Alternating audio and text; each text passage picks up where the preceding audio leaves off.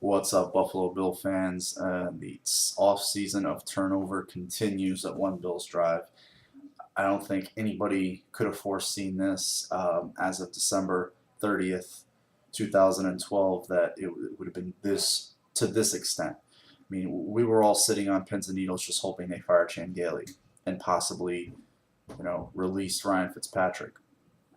But this has been a whirlwind from the day Gailey was fired to the very next day Russ Branding saying he had taken over the team. You know, just everything. Fitz's outright release, the Whaley extension, which pretty much, I mean, if it wasn't in writing before, that to me, and I know I did a video before this saying I felt like Nix was going to be slowly ushered out after the draft, and I'm not trying to say I told you so or I knew something anybody else didn't know, but that's kind of how things work. They kind of led him off in a very respectful way with his head up. I think he was left to be the hatchet man in the whole Gailey Fitz cleanup, and I firmly believe that this was Doug Whaley's draft. I think a lot of the picks reflect that in terms of, first of all, where these guys were from. It wasn't such a SEC heavy draft like prior drafts where it was like almost 3-1 in terms of SEC players chosen. This was much more spaced out.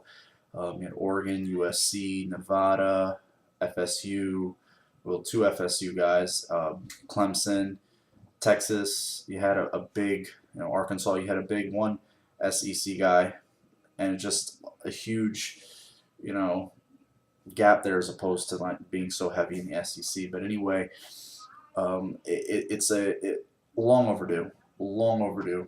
Doug has been a hot name for a long time, and the fact that he had credibility coming into the organization, he was a guy that could have went out and got other GM jobs, and he chose to stay in Buffalo. I like that. It means a lot to me. He's already putting his imprint on the organization, bringing in a couple of his own guys. We'll see that where that leaves the rest of the scouting department. I'm sure there'll be some turnover there.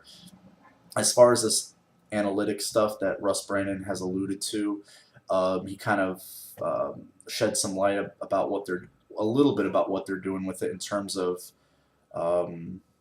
strength and conditioning, which is kind of a different aspect. Everybody thought it would be statistically related, player related, coaching related, game plan related, draft related, but in terms of analyzing how players train, what's best fits positionally, what type of training works best for a guy's position, and what training doesn't work best, injury ratio, different types of functions for guys of certain weights, and the company that they've consulted to do it is Catapult Sports. If you go online and look them up, they are under a few other teams' employ. I guess that they're used by the Giants, the Eagles, the Jaguars, and the Bills, and a ton of one baseball team, the Detroit Tigers, and a ton of soccer teams, some basketball teams. So they have a pretty big array of athletes they work with. So it'll be interesting to see where that goes. We all know that this team has been dreadfully hit by injuries in the last, seems like forever. And another thing I wanted to talk about, and this is going to continue all the way up until opening day, about E.J. Manuel being the starting quarterback of the Bills. And this is kind of the reason I wanted to do the video. And it pertains to everything that they've done. Getting Russ Brandon in there and him just stepping up saying that the brand had been tarnished and that it was time for a change. That was exciting. That gave us some buzz. It made us feel like they really see what we see. It does. And it has been tarnished. And them just kind of like being professional about it and saying, look, we got to go in a different direction. Nix, it's been nice having you. You've been a good guy. Whaley, get in here and let's really do this. Let's really start this, thing jumping. And on over to EJ. Everything. Am I the only Bills fan that feels this? I know I'm not. But everything in the last, seems like forever now, but everything in the last decade with the Bills has been like drinking week-old milk. Everything is just stale and boring and just yesteryear antiquated, antique-like, not even vintage. Vintage is cool. It's just garage sale antique. That's the way of it. And as how I'm trying to put this in with EJ Manuel, CJ Spiller, it's like I want some buzz, don't you? Bills fans, don't you want some buzz, some it factor, some coolness, some level of pizzazz when it comes to the Bills and as it relates to the Bills, some of that it factor. Like when you wake up on Sunday and you know that you have this quarterback that is so dynamic and this running back that is so dynamic and this receivers that have all this speed and athletic ability, and you just want to see fireworks on the football field. And I want that feeling. That's the feeling I want. I want to wake up on Sunday and feel that pit in my stomach when I go to the gym, because I have this routine every day. I wake up, I on NFL Sunday I go to the gym and I work out till like around 12, and then I want to get home like a half hour before and just get ready and just sit down and relax and watch the game. And I've got all this nervous energy, so I have to go to the gym, and I want to feel that. And I really haven't felt that. I mean, a little bit in 11 I did, a little bit in obviously 08 I did, but maybe a little bit at the end of 04. But it's been just bleh since, just boring and stale. Sitting there, is Fitzpatrick going to play well this week? Is he going to throw a critical interception?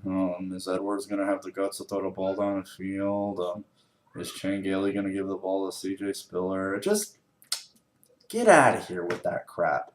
Some doddering old man that is scared because the defense has given him a certain look. He doesn't want to give the ball to his most dynamic, game-breaking player. That, to me, that's just weak. And that's just something I'm tired of the Bills being, is weak, feeble, meek, subservient, scared, just bend over backwards for the better teams, get physically dominated by I'm sick of that crap.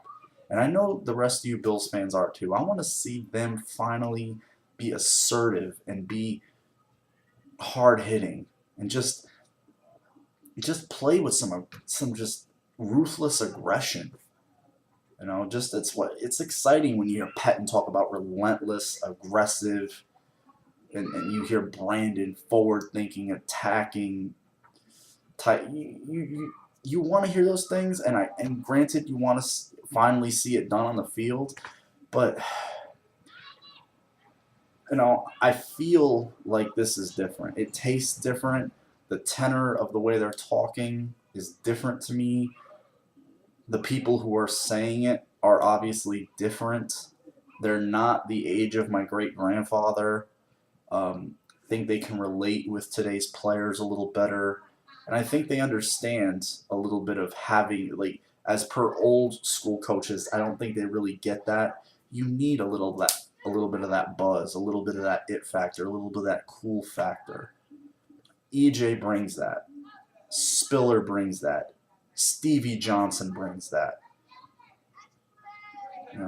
Hopefully somebody on this defense can step up, like an Alonzo or a Gilmore, and bring that zip, that buzz, that energy, that just like that stomach, that fire. And I think that's what all Bills fans want again. That wake up on Sunday and just feel that charge, that just like, wow, we're gonna get to watch something electric today.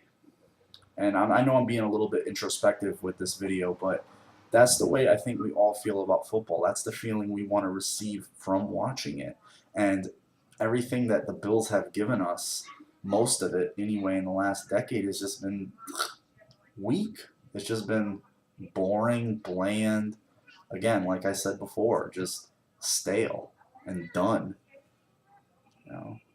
Even some of the moves they made last year, just that got people sort of excited, like Wannstedt and the possibility of Fitz playing healthy without the it was still stale. We just tried to unsee what we saw. Got excited about Mario, but again, that's done with. Time to move on. Hope you Bills fans to relate can relate to the way I'm feeling about that. I think you do. I know you do. I know a couple of guys that I spoke to today most definitely do. I know another guy who I talk with all the time about the Bills definitely does. That's you, Brian. Yeah, again, Bills fans, again, appreciate you watching as always, taking the time out. Oh, Eric, especially, I didn't forget about you, bro. You definitely feel the way I do. And it's been fun doing these videos because the biggest caveat for me, one of the biggest caveats for me is getting in contact with other Bills fans, getting to know people and meet people that I likely would have never met in life. And it's been really great and it's been fun and I really appreciate it. So until then, Bills fans, have a good one. Take care. OTAs start up again next Tuesday.